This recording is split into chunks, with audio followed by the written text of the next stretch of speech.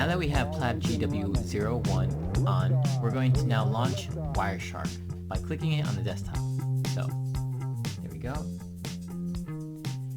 Now, this is the Wireshark Network Analyzer, and now from the Capture pane, we're going to select Caption Options.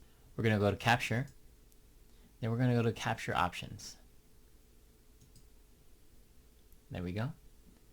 Now we've opened up the capture options. Now we're going to make sure that our corresponding IP address, that we have it to be here, 192.168.0.3. Perfect. So now we're going to start by clicking Start. You can notice now that all of a sudden packets are starting to flow into the program itself. Okay, great. You're going to start seeing Wireshark capturing data packets, and these are all data packets. Now what we're going to do is minimize Wireshark. So we'll let that run. We're going to minimize it.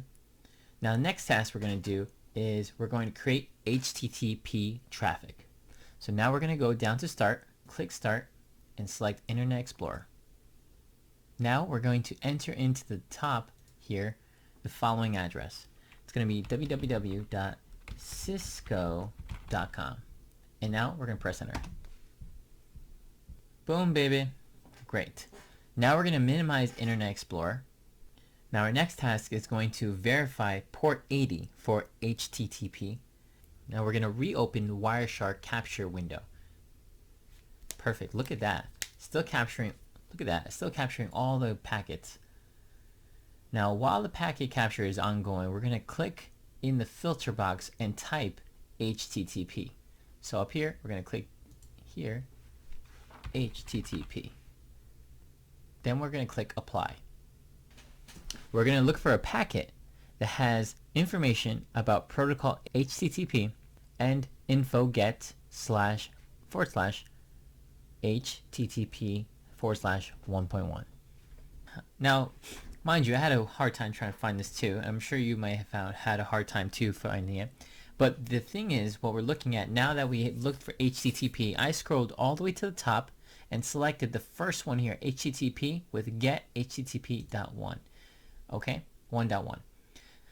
Now we see here that the destination port is HTTP 80. That's what we needed to find.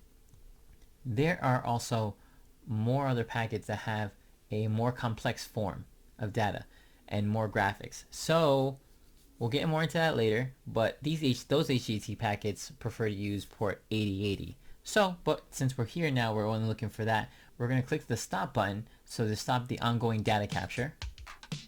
There we go. All set. We're going to keep Wireshark open. And now I'm going to take a nice little screenshot of my scenario. That is basically it for part 1. See you guys in the next part.